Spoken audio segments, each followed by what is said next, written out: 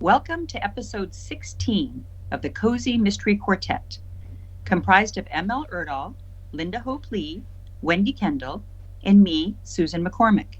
We're a group of cozy mystery writers who discuss all things cozy. Today, we tackle the victim. The victims in a cozy murder mystery must be carefully chosen. As an author, there are many facets to consider. First are the victims themselves and how likable they are. Cozies are all about character, and the victim character is as important, if not more so, as any other except the main protagonist, Sleuth herself. The second consideration is whether to have a body on the first page, the first chapter, or wait to establish more about the victim and how they fit into the cozy world of the novel. Third is the relationships between the victim and the suspects and the sleuth. So first, how likable is the victim? Make them too likable and the readers are upset when they die. And also there might be too few suspects wishing to kill off such an amiable person. Make the victim too despised and the reader doesn't care who did it, forcing the author to work extra hard to show why it's so important for a non-professional, strictly amateur sleuth to find the killer of someone so unlikable. I had an interesting experience in the early draft of my first book, The Fog Ladies. I created an ornery, abrasive, unfiltered 80-year-old lady and then killed her off toward the end. I received feedback from agents and editors that she could not die, that her feisty unlikability needed to survive to continue on in the series as a fun character. So instead, she has a near-death experience with a heart problem instead. Here's part of that scene. "Oh, Sarah, perfect," Mrs. Carmichael bellowed. "Bring me my purse. The nurse said all my things are in the closet. Check and see if the Starbucks coupon is still in there. I've got to get out of here today. It's going to expire." All Mrs. Carmichael could say in explanation for her recovery was, "I heard the doctor say he didn't think I'd make it. What do doctors know? I couldn't die. I've got an unused coupon." The next victim consideration is when to have the first body. Cozy Dictum states that the body should appear on the first page, or at least in the first chapter. However, many cozies do not follow this standard. In addition, it's typical to have more than one body, with the second victim coming midway through. Often, the second victim is the sleuth's primary suspect for the first murder. In The Fog Ladies, I put my first body in the first chapter, with much of her personality shining through in these pages. Mrs. Bridge found it ridiculous and humiliating that a 65-year-old woman should have to clean bugs out of a light. She'd seen Tommy that very day up on a sturdy new ladder, probably purchased with her rent proceeds. Why couldn't he do this for her, or at least offer her the ladder? No respect for his elders, that's why. "Insolent youth," Mrs. Bridge said. "Damn that Tommy." In my second book, I put the body in the first chapter, and then we meet the next victim for 2 solid chapters before the domestic murder occurs. We get a good feel of their marriage. "You know the hospital's only temporary." "Temporary? You've been there 5 years. You need a real job." "I'm a writer. That's a real job." The woman shook her head and scoffed. "Not for you." Her voice was soft. "We're not kids anymore. We have responsibilities. You're never home, and when you are, you're writing. I have to do everything. You didn't even know what size diapers to buy. I can't believe I ever agreed to start a family while you persist on this pathetic pipe dream." Finally, relationships between victim and suspects are usually intimate in a cozy. Many people need reason and opportunity to kill. Similarly, the relationship between the victim and the sleuth is close as well, and often the catalyst for the sleuth to get involved in the crime. In my first book, the characters are all neighbors in an elegant apartment building in San Francisco. And in the second, Sarah spends time with the troubled couple at a family resort in Big Sur. This coziness between victim and suspect and sleuth is the true coziness of a cozy. Michael, tell us about your victims. Thank you, Susan. The victim is one of the most important elements of writing a cozy mystery. They can be used in a myriad of ways, each with its benefits and pitfalls. Being aware of what these are will ensure that you utilize your victim you have selected in the best way possible, but also assist you in filling in any gaps in your story that your choice may leave. In my first book, Winter Takes All, the victim was an extremely disagreeable man the world wouldn't miss for a second. I found this scenario the easiest to set the correct tone.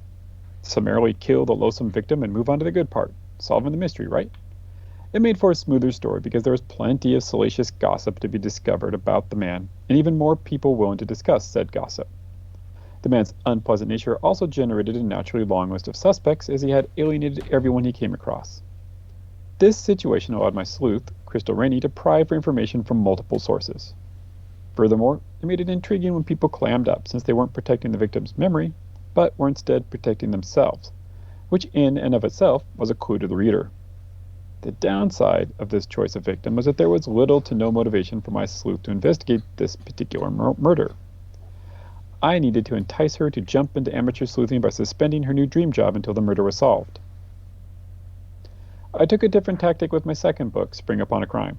The victim was an amiable human being, but his death was pinned on Crystal's friend.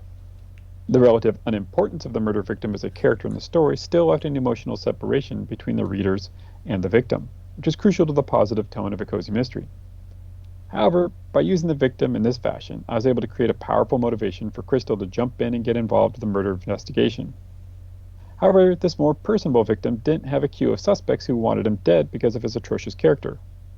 Therefore, I developed the list of suspects by revealing who would benefit from his death, accomplished through my main character's investigation. In both of these situations, the victims were the Swiss Army tool for developing the story. If you properly flesh out the deceased, which is typically done posthumously by your protagonist's pursuit of the investigation, the victim's nature can engage the reader, move the story forward, and define the list of suspects. The uncovered backstory can be used to generate sympathy, motivate the main character, and generate clues and red herrings to be dropped throughout the book. Just make sure you're aware of any holes in your plot that your choice of victim may leave, and properly address them to create a more cohesive narrative. Linda, can you please tell me the criteria for your victims in your Nina Foster series? Thank you, Michael. Although there are several ways to present and characterize the victim in a cozy mystery, in this podcast I'll discuss the method I've used in my Nina Foster series. Number 1. The victim is someone Nina already knows or has recently met. For example, in Murder Between the Pages, Nina and the victim, Wildine Bergman, both attended Pacific Northwest University. In Secrets to Die For, Ellie Larkin is a friend of Nina's grandmother. And in Deadly Reunion, Mark McTeague is a close high school friend of Nina's significant other, Stephen Kraslow. Knowing the victim before the crime occurs gives Nina even more incentive to uncover the murderer. Number 2. The victim makes an appearance in the story's opening scene. In Murder Between the Pages, Nina and Wildine attend the same party. In Secrets to Die For, while visiting her grandmother, Nina has an encounter with Ellie Larkin. And in Deadly Reunion, shortly after meeting Mark McTeague, Nina overhears him being threatened. Number 3. Even after the crime occurs, the victim continues to appear throughout the book. Here's a snippet from Murder Between the Pages, in which Nina and another friend, Zelma, reminisce about Wildine. Quote, "I keep thinking about the three of us when we were roommates at PNU," Zelma said. Nina nodded. "I remember how she drove us crazy, washing her hair every day and using her noisy dryer while we tried to study." Zelma laughed. "And she'd hide my cookies because she was afraid I'd gain weight. Oh, I miss her so much." "So do I," Nina said with a sigh. "So do I." Unquote. In Secrets to Die For, after Ellie's death, Nina's grandmother has the task of giving mementos to Ellie's friends. While assisting her, Nina learns more about Ellie's life, which adds dimension to her character. In Deadly Reunion, Stephen shares with Nina a startling story about an experience he and Mark had while in high school that captures Nina's sympathy. Number 4. Although the victim is basically a good person, he has a flaw that contributes to his own death. To cite examples from the Nina Foster books would give away the stories. So I'll provide a hypothetical example. Let's say character A discovers that character B committed a robbery. Character A is desperate for money, so he attempts to blackmail character B.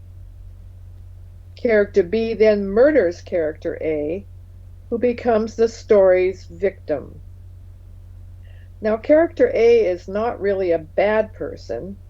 He has a valid reason for needing the money. Succumbing to the temptation is the flaw that results in his demise. So all the techniques I've discussed here are ways to make the victim come alive, so to speak, so that the reader will care about him or her and be as determined as is the sleuth to solve the mystery. So Wendy, tell us about your victims. Thanks, Linda.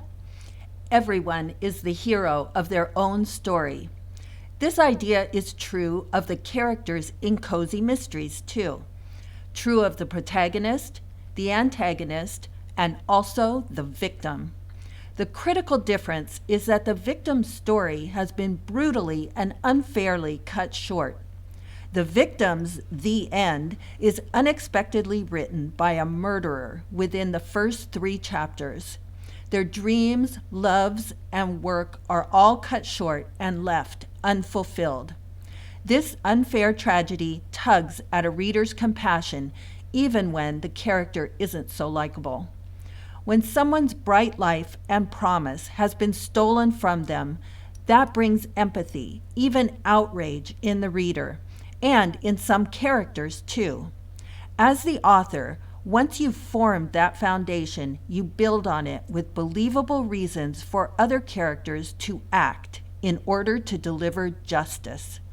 A cozy mystery promises its readers justice in the end, something not always found in real life. Especially when writing a series, keeping this promise is important to establish the protagonist's motivations, as well as for the legacy of the victim and their family and friends left behind, potentially to appear again later in the series. When the protagonist commits to action in defense of someone who cannot defend themselves, the readers are ready to join the quest and are curious how it can be done. That curiosity is what creates a page-turner. Not only are they curious how the protagonist will solve the mystery and bring the killer to justice when no one else can do it, but also something else. As an added element, an author will deliver another reader demand, an explanation why the victim met their untimely death. In Cat Out of the Bag, the victim is Brenda Durling, Bayside mayor and Catherine Watson's longtime friend since childhood. On page 1, she's already murdered. We hear from other characters what Brenda Durling was like, and they also paint a picture of different aspects of her life. Readers hear directly from Brenda through texts she sent and videos she's appeared in. Catherine is determined to find her dear friend's killer, also because she feels guilt over her own actions that led up to the murder that may have contributed to the opportunity for the killer to act. Later in her investigation, danger shifts to Catherine, and she needs to solve the mystery before she becomes the killer's next knockoff. After writing Cat Out of the Bag, I really missed Brenda Durling. What a wonderful character to write about. So, I wrote a prequel, Pistachio Makes a Splash. This prequel is a chilling cold case that Brenda and Catherine solved together the summer before Brenda's terrible murder in October. Justice for that young victim in that case, someone who had such dreams, is long delayed. No matter how long the delay, readers want to see justice in the end. Thank you for listening. We hope you like our channel, and remember to subscribe so you never miss an episode.